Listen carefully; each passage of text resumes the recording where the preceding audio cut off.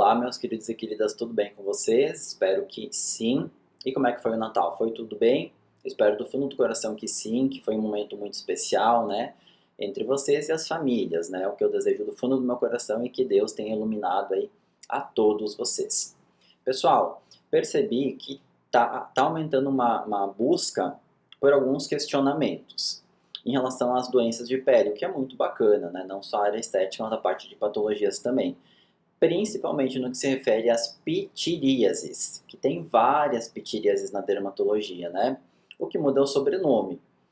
Então, resolvi fazer um vídeo explicando a diferença entre as três principais pitiríases que a gente encontra aqui no consultório e que são mais comuns, né, aqui no Brasil.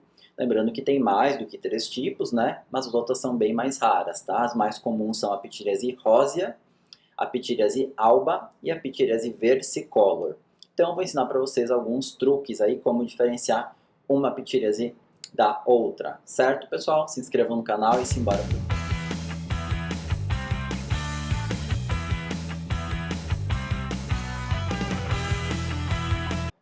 Então vamos lá, gente. Vamos devagar que tudo vai ficar fácil, prometo para vocês. Primeira pitiríase que eu vou explicar para vocês é a pitiríase rósea, ou alguns falam pitiríase rósea de Gilbert.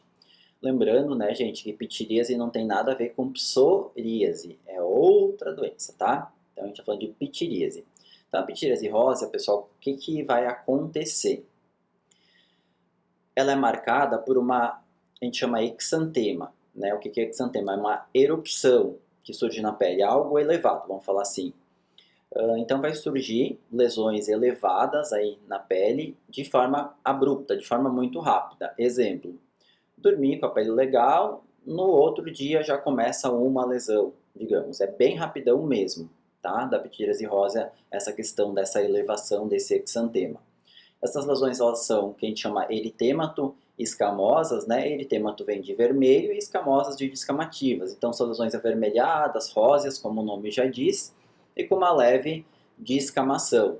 E elas são disseminadas, como eu falei, começa com uma geralmente maior e depois vai espalhando. O que mais eu posso falar para vocês? Comete mais mulheres que homens, mas é muito discreto essa prevalência mais em mulheres. É quase igual, para ser bem sincero. Essa doença gosta mais de pessoas mais jovens, entre os 10 e os 35 anos, e ela tem um padrão que a gente chama sazonal. Ocorre geralmente mais no outono e também mais no verão. E não se sabe explicar por quê. Em relação às causas da pitiríase rósea, gente, não se sabe ao certo ainda. Tem muitas hipóteses aí, por vários autores, né, muito consagrados, mas a causa ao certo ninguém sabe, né? Não é contagiosa, né? É até uma doença autolimitada. Então as hipóteses mais aceitas são: será que é de origem infecciosa? Será que é uma resposta imune contra alguma coisa? Né, o que tem muita ligação com a pitiríase rósea, na verdade, é a questão do herpes vírus humano, tanto o 7 quanto o 6. Né, geralmente está junto com a pitiríase rósea, mas nem sempre, não é obrigatório. Tá? Então, será que é uma resposta à reativação desses dois tipos de herpes, que é o 7 e o 6, ou não tem nada a ver? Então tem muita polêmica em relação às causas da pitiríase rósea, mas enquanto a gente não sabe ao certo a causa, né, vamos falar o que a gente sabe de certeza, né? Doença autolimitada, benigna, como eu já falei, lesões mais arredondadas, tipo uns anéis, né, de cor rosada, vermelha, descamativas. Geralmente as bordas da lesão elas são um pouco mais elevadas e o centro é um pouquinho mais discretamente aquele amarelo mais pálido, descamativo também. Geralmente começa com uma lesão maior, que a gente chama medalhão inicial, que tem em média de 2 até 4 centímetros, que vai preceder de 7, né, uma semana, até 14 dias, 2 semanas, as demais lesões. Só que esse medalhão inicial também não é pré-requisito obrigatório para ter as lesões aí da pitiríase rósea. Eu posso ter esse medalhão ou posso não ter. Né? Em 50% a 90% das pessoas apresenta esse medalhão inicial, mas vou ser muito sincero, tá? Peguei esses dados da literatura. Aqui no consultório é bem comum a pitiríase rósea, né? Não é uma doença rara, assim como para outros colegas também.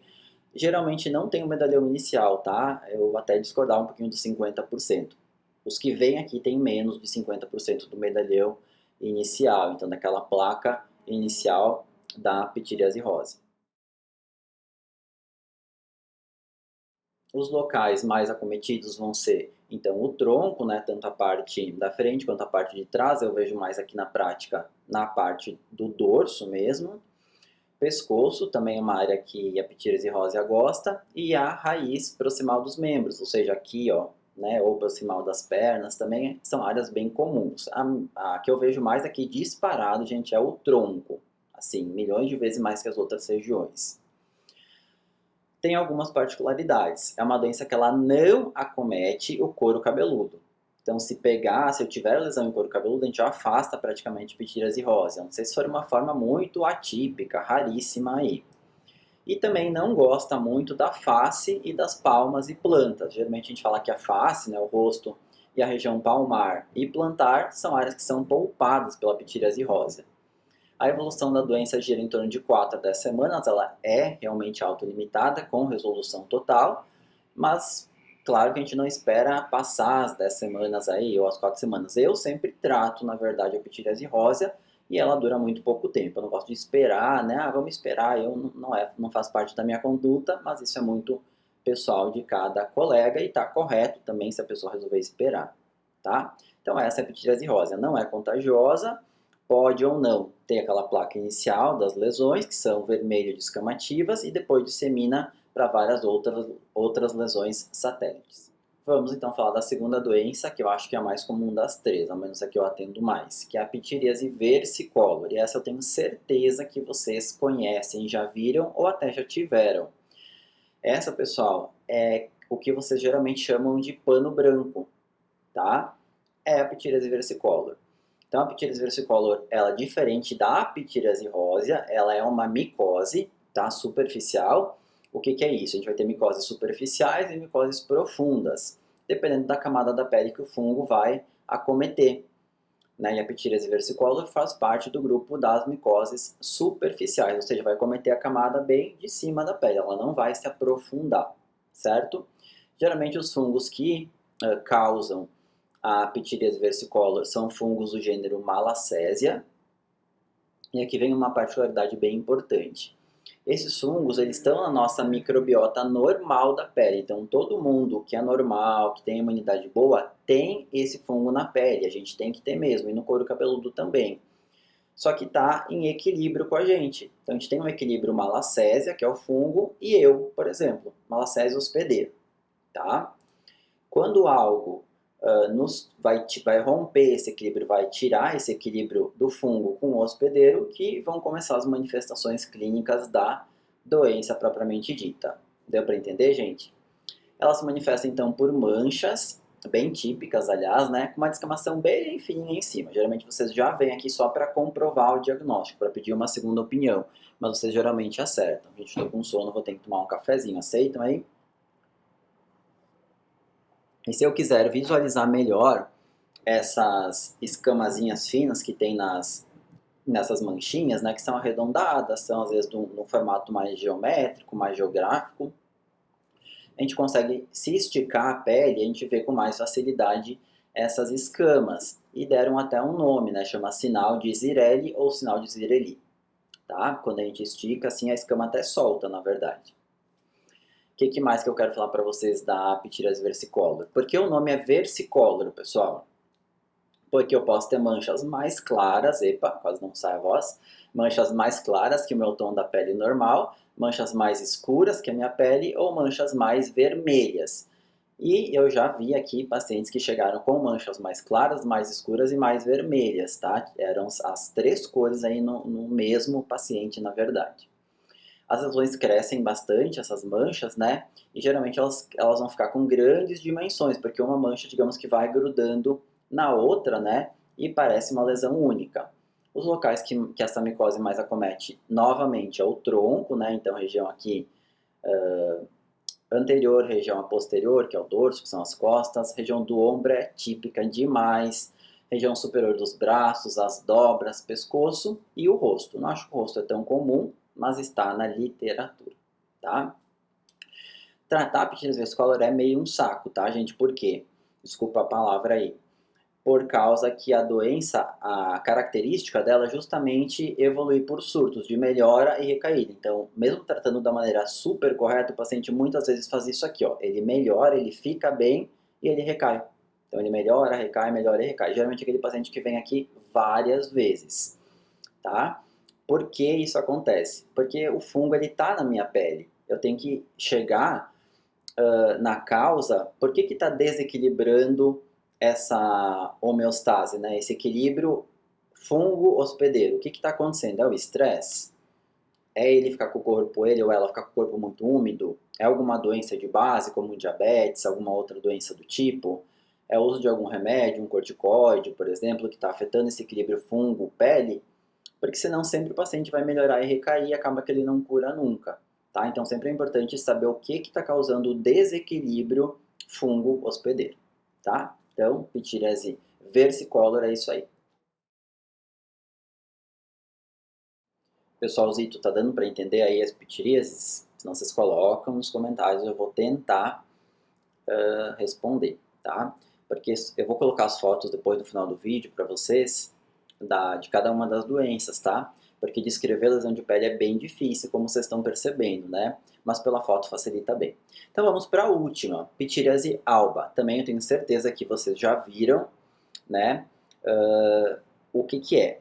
Pityriase alba, como o nome já fala, a alba é de claro, de branco, né? É uma manchinha mais clara que o tom da pele do paciente, que o tom da minha pele, tá? É disparado mais comum em crianças e volta e meia eu escuto assim, eu já escutei, né? Mas é mito que eu vou falar agora, tá? Como o local de preferência é ser realmente no rosto, mas pode dar nos braços, no tronco, qualquer local do corpo, muitos pais falam o quê? Ah, doutor, ele deve estar com verme, por causa que saiu a tal da manchinha. Só que é mito, não tem nenhuma ligação realmente das verminoses com a pityriase alba. Mas como esse mito está incrustado nas pessoas, é medular, eu falo até. Porque 90% das pessoas falam isso. Eu explico, não tem relação não, o nome é pityriase alba. Então a causa não se sabe ao certo da pityriase alba também, a causa é desconhecida.